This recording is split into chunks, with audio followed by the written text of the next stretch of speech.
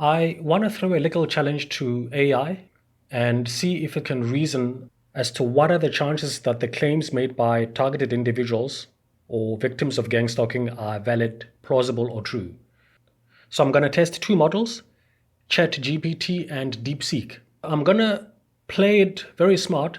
I already know that when it comes to topics like gang stalking and things that are very conspiracy based or something where there's an entity trying to hide information, obviously the information is already going to be curated or pre-programmed to drive the result into a different direction. So in other words, the government isn't going to allow AI to just run around giving out alternative information that might actually be factual, because almost everybody now is using ChatGPT. So you wouldn't want this new thing contradicting what you already have in the mainstream media. I'm going to ask these two models in a very straightforward way. Firstly, I'm going to just ask it, what are the chances that these claims are true? I'm going to get a rating out of 100, probability, maybe 1 out of 100. Obviously, a very low score, meaning that it thinks that the claims are not plausible. Higher score means that there's some merit to them. And then the second round of questions, I'm going to try and get it to reason step by step. So I'm going to throw a couple of questions to the models. Step by step, it must reason to eventually come up with a better model. For example, I'm going to just ask it a list of questions like, what is gang stalking? What is voice to skull? What is Havana Syndrome? Havana Syndrome being something that's actually well known and a little bit more documented.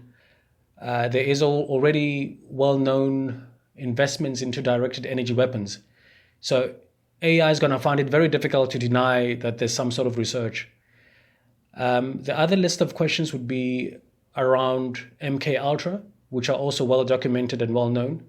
There's no way AI can claim that didn't happen.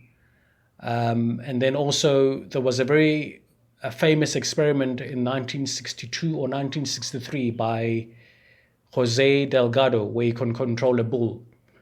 So I'm going to force it step by step, given all other related facts, to sort of revise or come up with a revised score. Now, starting off with ChatGPT, here's the prompt. What are the chances out of 100 you would give that these claims are valid? And it eventually comes up with a score that's roughly at the best 10%. So less than 1% for organized gang stalking and using directed energy weapons. And it is saying that there's might be 2% that some parts of this might be true. So this is a very, very, very low score, initial score from ChatGPT.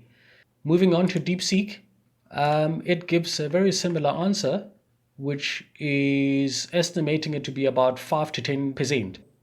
It's exactly what I was expecting, that if you were to this is how a normal person, by the way, is going to use the AI. They're not going to, let's say you don't know about gang stalking and you want to find out, this is the sort of answer you're going to get. Now, the second part of this test is I'm going to try and force both models to reason step by step, giving it distinct questions for each category. As I said before, I'm going to ask it to define what gang stalking is.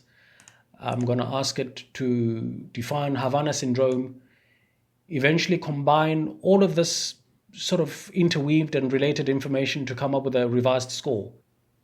Eventually, ChatGPT gives an 80% probability or chance that those claims are valid under EF microwave exposure, and 60% that there is some device that can remote a person remotely controlling the brain. 70% chance directed energy weapons might be used. And then the overall score that I'm forcing it to give step-by-step reasoning is between 65 and 75%. And going to DeepSeek, DeepSeek actually refused to revise the answer. It still remained at about 25 out of 100. And it is still sort of sticking by its original estimate, but at least it moved from 2% to about 25 out of 100.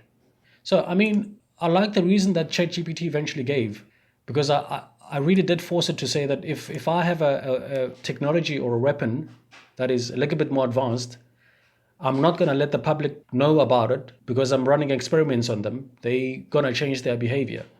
So it really did take that into consideration, and that's why it can give a score that's actually quite reasonable and realistic. Once again, this was my little experiment. Really, the point of this is that if you are going to control information and block certain parts of technology being secret, you're not going to just stop at a static Wikipedia or just YouTube. Hiding this information is actually quite deep. I mean, even for something that's meant to be intelligent and self-thinking, something such as AI, those that are in power are really making sure that there is no way that information can leak or you can give an alternative information or an alternative truth.